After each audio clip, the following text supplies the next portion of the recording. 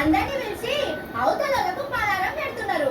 కన్నతల్లికి బువ్వ పెట్టనోడు పినతల్లికి బంగారు గాజులు చేయించినట్టే ఉన్నది మోడీ సార్ కదా. దేశంలో ఉన్నోళ్లకు జరని పైసలు ఇచ్చి ఆశలు గమ్మని అడిగితే వాళ్ళని ఇడిచిపెట్టి పక్క దేశాలకు పైసలు ఇస్తున్నాడు. నిన్న పార్లమెంట్ లో బడ్జెట్ పెట్టిండు కదా, మన తెలంగాణ లెక్కనే చాలా రాష్ట్రాలు పైసలు కావాలని అడుగుతున్నాయి. కానీ మోడీ సార్ కు నిర్మలమ్మకు అవి కనిపించనట్టున్నాయి. మనకు ఖాళీ షిప్పలే చేతులు పెట్టి పక్క దేశాలకు పైసలు పంపుతున్నాడు. తెలంగాణ, కేరళ, కర్ణాటక, తమిళనాడుకు రూపాయి కూడా ఇయ్యలే. కానీ భూటాన్ దేశానికి 2068 కోట్లు, నేపాల్ కు 700 కోట్లు, మాల్దీవులకు 400 కోట్లు, మారిషస్ కు 370 కోట్లు, శ్రీలంకకు 245 కోట్ల రూపాయలు ఇస్తామని చెప్పిండ్రు. అగో అట్లెట్లా ఇస్తారని అందరూ ఆలోచన పడ్డారు. కానీ అసలు ముచ్చట ఏంటంటే సారుకు ఢిల్లీలో కాలు నిలవక ఆ దేశానికి ఈ దేశానికి పోయి అవార్డులు తెచ్చుకుంటారు కదా,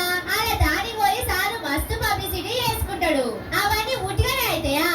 అందుకే వాటి కోసం ఖర్చుల కిందికి పంపిండేమోనని సోషల్ మీడియాలో జోకులు వేస్తున్నారు. ఇంకో ముచ్చట ఏంటంటే మాల్దీవులకు ఎవరు పోవద్దు, మన కాలనే అసలు మస్తున్నాయని అప్పట్లో సారు పబ్లిసిటీ చేసిండు. బీచ్ లో కుర్చేసుకొని ఒకటే కూర్చొని మస్తు పబ్లిసిటీ చేసిండు. సినిమాలు తీసి అలా దోస్తులతోని కూడా చేయించిండు.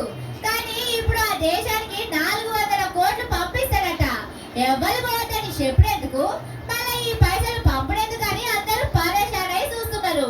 కానీ మోడీ సార్ ఏం చేసినా దేశం కోసం, ధర్మం కోసమే వేస్తాడులా. వేరే ఆ దేశానికి 400 కోట్లు పంపిస్తాడట.